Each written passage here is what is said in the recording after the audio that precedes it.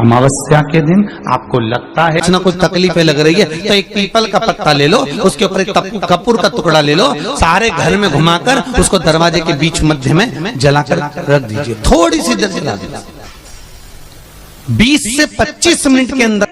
स्वयं गुरु बाबा कहते हैं, राम सुनो, यदि कोई आरती में पूजन में घर में एक कपूर का टुकड़ा आरती के बाद में जब समर्पित करेगा तो उसको अश्वमेध यज्ञ का पुण्य प्राप्त हो जाएगा।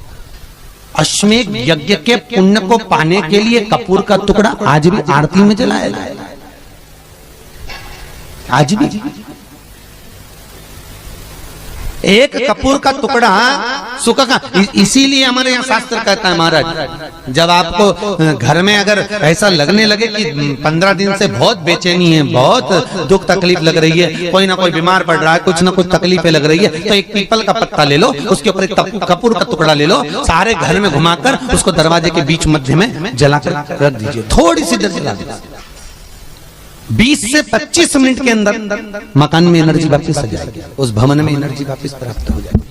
अमावस्या के दिन आपको लगता है कि हमारे पूर्वजों का उद्धार नहीं हुआ, हमारे पूर्वजों का कल्याण नहीं हुआ, कहीं अधोगति में कोई चला गया है, उसका बस एक बार, रोज नहीं जरूरत है, प्रतिदिन जरूरत ही नहीं, महीने में एक बार अगर अमावस्या के दिन भी आपने चंदन के थोड़ा सा चंदन अगर मेरे देवाधिदेव महादेव को 7 स्थान पर समर्पित किया है। अशोक यहाँ पर वर्णन कर रही है, मैना, धन्य और कला की कथा कर रही है। तीनों ने सनकादि ऋषियों से मांगा। चंदन भगवान को अति प्रिय होता है और चंदन ही एक ऐसा होता है जो पितरों को भी प्रिय होता है, जिसका स्पर्श मात्र लगने से पूर्वजों का कल्याण हो जाता है। वो चंदन का 7 स्थान शिवलिंग के बताए हैं, जहां पर भूल से भी अगर कोई चंदन की उंगलियां लगा देता है, 7 स्थान ऐसे हैं जहां चंदन की मात्र उंगलियां लगा देने से ही शिव पितृलोक के पितरों को मुक्ति प्रदान करके वैकुंठ लोक का निवास दे देते हैं। 7 स्थान।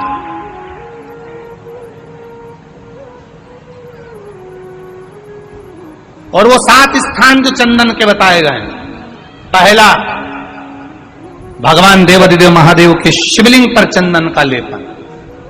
समझ लेना जरा बहुत अच्छे से। आपको लगता है स्वप्न में कोई मुर्दे दिख रहे हैं, या कोई जल रहा है, या कोई मर रहा है, या कोई चला गया है, ऐसा भय लगता है। बच्चों को मानी भेजूंगी ऐसा हो जाएगा, पति को मानी भेजूंगी ऐसा हो जाएगा, कोई हमारे कोई गलत तो नहीं कर रहा है, आपको लगता है। 7 स्थान चंदन के बताए महाराज। पहला शिवलिंग, दूसरा जहां गणेश जी का स्थान है, मालूम है ना सबको, जम के बोलो जरा, मालूम है ना सबको, जहां गणेश जी का स्थान है वहां अलग से गणेश जी बैठे, वहां नहीं। शिवलिंग में जलाधारी के ठीक सामने राइट में गणेश, लेफ्ट में कार्तिकेय, बीच में अशोक सुंदरी।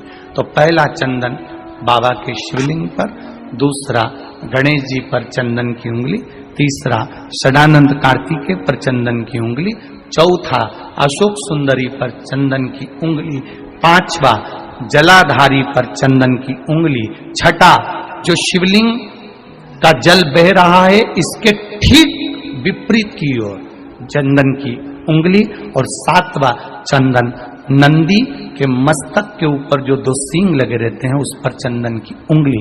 ये कब लगाई जाती है? या तो अमावस्या के दिन आपको लगता है कि हमारे पूर्वजों का उद्धार नहीं हुआ, हमारे पूर्वजों का कल्याण नहीं हुआ, कहीं अधोगति में कोई चला गया है, उसका बस एक बार, रोज नहीं जरूरत है, प्रतिदिन जरूरत ही नहीं, महीने में एक बार अगर अमावस्या के दिन भी आपने चंदन के थोड़ा सा चंदन अगर मेरे देवाधिदेव महादेव को 7 स्थान पर समर्पित किया है। अशोक यहाँ पर वर्णन कर रही है, मैना, धन्य और कला की कथा कर रही है। तीनों ने सनकादि ऋषियों से मांगा। चंदन भगवान को अति प्रिय होता है और चंदन ही एक ऐसा होता है जो पितरों को भी प्रिय होता है, जिसका स्पर्श मात्र लगने से पूर्वजों का कल्याण हो जाता है, वो चंदन का। आपके घर में पितृदोष है, आपको ऐसा महसूस होता है, आपको लगता है, तो किसी भी नवरात्रि के पहले जो अमावस्या पड़ती है, मान लो अपन अमावस्या पड़ी, आप एक अंदाजा लगाइए, तो जिस दिन अमावस्या रहे उस दिन चावल की कटोरी में एक कपूर का टुकड़ा रख दीजिए महाराज, छोटा सा, और कपूर का टुकड़ा रखकर उस कपूर को दरवाजे के बाहर कटोरी में ही, चावल रखी हुई कटोरी में ही उसको पितरों का स्मरण कर कर जला दीजिए। और जलाने के बाद उस चावल को कहीं भी किसी भी वृक्ष की छांव में पक्षियों के लिए डाल दीजिए। शिव महापुराण की कथा कहती है, अगर मान लो पितृ आपको कष्ट दे रहे हैं, पितृ आपको तकलीफ दे रहे हैं, कोई काम नहीं होने दे रहे हैं, या कहीं आपको ऐसा लगता है कि पितरों का दोष है, तो वो पितृदोष देवी, अब ये जो आप करेंगे ये कब कर रहे हैं? अमावस्या के दिन आप उसको रख रहे हैं, अमावस्या के दिन उसको रखकर रात भर आपने रखा कपूर के साथ में, सुबह एकम पड़ गई, नवरात्रि लग गई, उसी दिन उसको जलाकर आपने पटक दिया। अर्थात उससे देवी और पितृ इन दोनों का आशीर्वाद जो प्राप्त होता है, तो घर में से पितृदोष समाप्त होकर लक्ष्मी की वृद्धि प्रारंभ हो जाती है, कार्य में सिद्धता आ जाती है। मान लो अगर पितृदोष है तो करो, नहीं है बड़े अलमस्ती से रहो, तो ये पितृदोष का स्मरण। तो यहाँ शास्त्र कह रहा है कि पितरों का जो लोक होता है, पितर जो लोक होता है, उस पितृलोक में 64 योगिनियां प्रवेश नहीं करती। शिव महापुराण कर रही है, शंकर की कथा कर रही है। एक छोटा सा उपाय अवश्य करिएगा।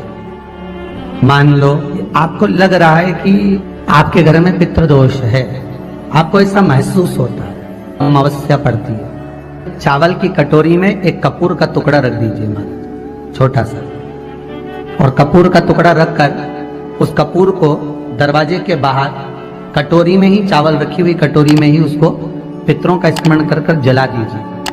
और जलाने के बाद उस चावल को कहीं भी किसी भी वृक्ष की छांव में पक्षियों के लिए डाल दीजिए। शिव महापुराण की कथा कहती है, अगर मान लो पितृ आपको कष्ट दे रहे हैं, पितृ आपको तकलीफ दे रहे हैं, कोई काम नहीं होने दे रहे हैं, या कहीं आपको ऐसा लगता है कि पितरों का दोष है, तो वो पितृदोष देवी, अब ये जो आप करेंगे ये कब कर रहे हैं? अमावस्या के दिन आप उसको रख रहे हैं, अमावस्या के दिन उसको रखकर रात भर आपने रखा कपूर के साथ में, सुबह एकम पड़ गई, उसी दिन उसको जलाकर आपने पटक दिया। अर्थात उससे देवी और पितृ इन दोनों का आशीर्वाद जो प्राप्त होता है, तो घर में से पितृदोष समाप्त होकर लक्ष्मी की वृद्धि प्रारंभ हो जाती है। अमावस्या के दिन प्रदोष काल में, प्रदोष के समय पर, प्रदोष काल में शाम के समय पर जाकर किसी भी नदी, तालाब, बावड़ी, कुआं, कहीं ना कहीं जो आपके पास में हो, वहां पर एक घी का दिया, बत्ती का मुंह दक्षिण की ओर कर कर अवश्य जला कर जाना, सारे पितृ दोष समाप्त हो जाएगा। अगर नदी, तालाब, बावड़ी, कुआं नहीं है तो पीपल का वृक्ष हो या बेलपत्री का वृक्ष हो या बट का वृक्ष हो, उसके नीचे लगा दो प्रदोष काल में, पर अमावस्या के दिन लगाएं जरूर। क्यों? क्योंकि अमावस्या 16 दिन तक पितृ मृत्यु लोक में आने के बाद में भोजन ग्रहण करते हैं। अमावस्या के दिन पितृ शाम के समय प्रदोष काल में शंकर भगवान का नाम जाप कर कर नदी, तालाब, बावड़ी पर पानी पीने जाते हैं। वहां से जल का आचमन कर कर पितृ अपने लोक को चले जाते हैं प्रदोष काल के समय पर। इसलिए प्रदोष काल में जलाशय के पास में बावड़ी, कुआं, नदी, तालाब के किनारे पर दिया लगाया जाता है दक्षिण की ओर मुख कर कर बत्ती का, तो पितृ आशीर्वाद देते हुए जाते हैं कि फलो फूलो, आगे बढ़ो, उन्नति करो, तरक्की करो। ये पितरों का आशीर्वाद रहता है, पितरों का वर रहता है। आप देंगे, कुछ करा ना करा, फिर अमावस्या के दिन उस दिन दिया दक्षिण की ओर बाती का मुख कर कर। 7 स्थान ऐसे हैं जहां चंदन की मात्र उंगलियां लगा देने से ही शिव पितृलोक के पितरों को मुक्ति प्रदान करके वैकुंठ लोक का निवास दे रहे 7 स्थान, और वो 7 स्थान जो चंदन के बताए गए हैं। पहला, भगवान देवाधिदेव महादेव के शिवलिंग पर चंदन का लेपन। समझ लेना जरा बहुत अच्छे से। आपको लगता है स्वप्न में कोई मुर्दे दिख रहे हैं, या कोई जल रहा है, या कोई मर रहा है, या कोई चला गया है, ऐसा भय लगता है। बच्चों को मानी भेजूंगी ऐसा हो जाएगा। जिनके यहाँ पितृदोष होता है, काल सर्प दोष होता है, वास्तु दोष होता है, उनको ज्यादा कुछ नहीं करना होना। महाराज एक बेल का फल लीजिए, उसके अंदर का जो गुर्दा होता है, अंदर का जो भाग होता है, उसको निकाल लीजिए और उस बेल के फल में आटा सेक कर उसमें शक्कर मिलाकर उसको उसके अंदर भर लीजिए। अमावस्या के दिन सुबह 10 बजे से पहले उसको अपने घर में घुमाने के बाद में जिसको काल सर्प दोष बताया है, पितृदोष बताया है, या वास्तु दोष का स्मरण बताया है, घर में सब दूर घुमाकर अपने परिवार का हाथ का स्पर्श कराकर पीपल के पेड़ के नीचे खड्डा खोदकर उस बेलपत्र के उस फल को दाब दीजिए। महाराज केवल एक अमावस्या करना रहता है, पितरों के दोष से मुक्ति मिलती है और हमारे घर के कार्य सफल होना प्रारंभ हो जाता है। पति को मानी भेजूंगी ऐसा हो जाएगा। कोई हमारे कोई गलत तो नहीं कर रहा है। आपको लगता है 7 स्थान चंदन के बताएं, बाबा के शिवलिंग पर, दूसरा गणेश जी पर चंदन की उंगली, तीसरा षडानंद कार्तिकेय पर चंदन की उंगली, चौथा अशोक सुंदरी पर चंदन की उंगली, 5वां जलाधारी पर चंदन की उंगली, छठा जो शिवलिंग का जल बह रहा है इसके ठीक विपरीत की ओर चंदन की उंगली, और 7वां चंदन नंदी के मस्तक के ऊपर जो 2 सींग लगे रहते हैं उस पर चंदन की उंगली। ये कब लगाई जाती है? या तो अमावस्या के दिन। आपको लगता है कि हमारे पूर्वजों का उद्धार नहीं हुआ, हमारे पूर्वजों का कल्याण नहीं हुआ, कहीं अधोगति में कोई चला गया है, उसका बस एक बार, रोज नहीं जरूरत है, 4 दिन दुकान अच्छी चले, बाकी के समय बैठना पड़े, समझ लेना पितृदोष। घर में बच्चे चिड़चिड़े हो जाए, गलत संगति में डूब जाए, समझ लो चिड़चिड़ हो रहे हैं, पितृदोष। घर के बच्चे माता पिता का आदर ना करें, सम्मान ना करें, तेज आवाज में बात करें, समझ लो पितृदोष। पितृदोष मालूम पड़े। और इतने से भी अगर आप नहीं समझ सकते, परिवार का कोई एक व्यक्ति जब जब भोजन करने बैठे तब तक उसकी थाली में बाल आए, भले वो होटल में खाए तो भी बाल आ जाए, वो कहीं खाना खा रहा है तो बाल आ जाए। 8-15 दिन में, 4 दिन में, 3 दिन में, 2 दिन में, 6 दिन में आपकी थाली के भोजन में अगर बाल निकल रहा है, केश निकल रहा है, समझ लेना कि पितृ आपसे कुछ मांग रहे हैं, पितृ आपसे कुछ चाहते हैं। महाराज एक बेल का फल लीजिए। क्या लेना है? बेल का फल, बेलपत्री का जो फल होता है उसको ले लो, उसके अंदर का जो गुर्दा होता है, अंदर का जो भाग होता है, उसको निकाल लीजिए और उस बेल के फल में आटा सेक कर उसमें शक्कर मिलाकर उसको के अंदर भर लीजिए। अमावस्या के दिन सुबह 10 बजे से पहले उस बेल फल में जिसमें तुमने पंजेरी भरी है, आटा सेक कर भरा है शक्कर के साथ में, उसको अपने घर में घुमाने के बाद में जिसको काल सर्प दोष बताया है, पितृदोष बताया है, या वास्तु दोष का स्मरण बताया है, घर में सब दूर घुमाकर अपने परिवार का हाथ का स्पर्श कराकर पीपल के पेड़ के नीचे तक खड्डा खोदकर उस बेलपत्र के उस फल को दाब दीजिए। महाराज केवल एक अमावस्या करना रहता है, पितरों के दोष से मुक्ति मिलती है और हमारे घर के कार्य सफल होना प्रारंभ हो जाते हैं। कार्य की सफलता होती है, कार्य में सफलता प्राप्त होने लगती है। हम तो कई बार कहते हैं महाराज जी, अगर ऐसा लगे किसी औषधि को आप ले रहे हैं, मालूम पड़े कि औषधि आपको लग नहीं रही है, शिव महापुराण की कथा करेंगे, मान लो औषधि आपको नहीं लग रही, आपने औषधि बहुत दिनों से ले रहे हो, कोई दवाई, मान लो आप किसी भी दवाई को ग्रहण कर रहे हैं और वो औषधि लगी नहीं रही है, वो शरीर को लगी नहीं पा रही और आप ठीक ही नहीं हो पा रहे, 15 दिन हो गए, 8 दिन हो गए, बताओ उतना की उतना ही कैटरीना है, उतना ही उतना अपना भरा हुआ, वही की वही लीवर, वही की वही किडनी, वही की वही स्मरण, सभी कुछ वही वही है,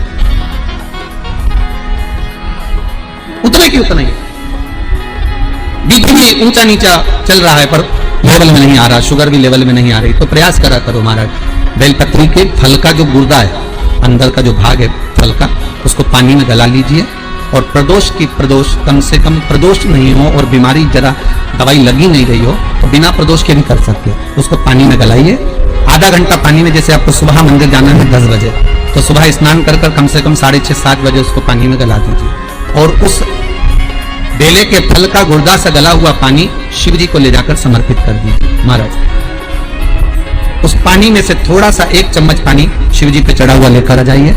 उस पानी को जो बीमार व्यक्ति है उसको औषधि देने से पहले मात्र आधी चम्मच से भी आधा चम्मच उसको दे दीजिए। भगवान शंकर का श्री शिवाय नमः तुभ्यम का जाप कर उस पानी को देने के बाद अगर आप औषधि देंगे तो ये पक्का है कि औषधि अपना कार्य करना प्रारंभ